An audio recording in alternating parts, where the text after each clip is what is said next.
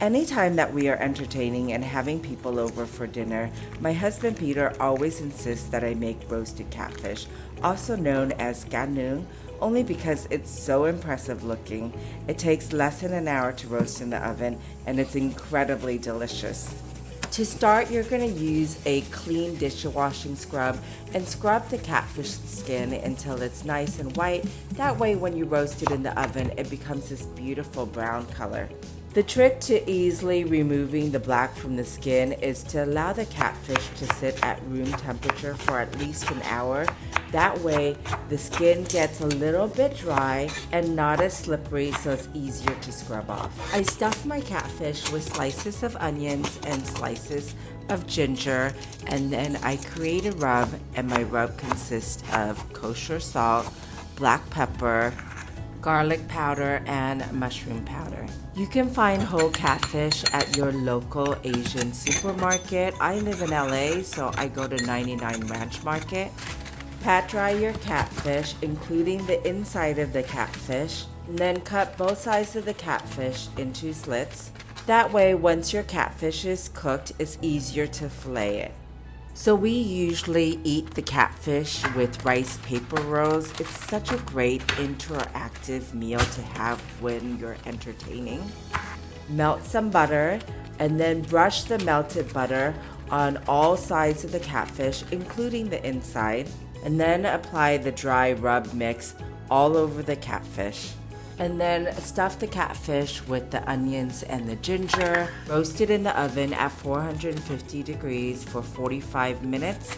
But note that if you have a smaller catfish, then it's gonna probably take less than 45 minutes to cook. Just make sure to keep an eye on it so that your catfish doesn't burn and turn black. I find that one large catfish can feed 4 people, and you would be surprised at how quickly this gets eaten up. You're gonna wanna lay your catfish flat sitting up. That way it evenly cooks the catfish, and you're gonna need to snap both sides, and you're gonna hear the snap like this sound. While your catfish is roasting in the oven, you're gonna prepare your garnish. So slice your onions, then in a pot, add oil, and make sure that the oil doesn't fill more than half of the pot, preferably only to 1/3, only because when you add the shallots to the hot oil, it will overflow.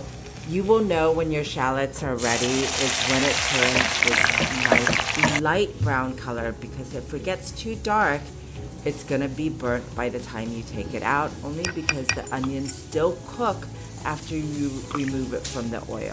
Remove the pot from the heat and then add green onions to create a green onion oil.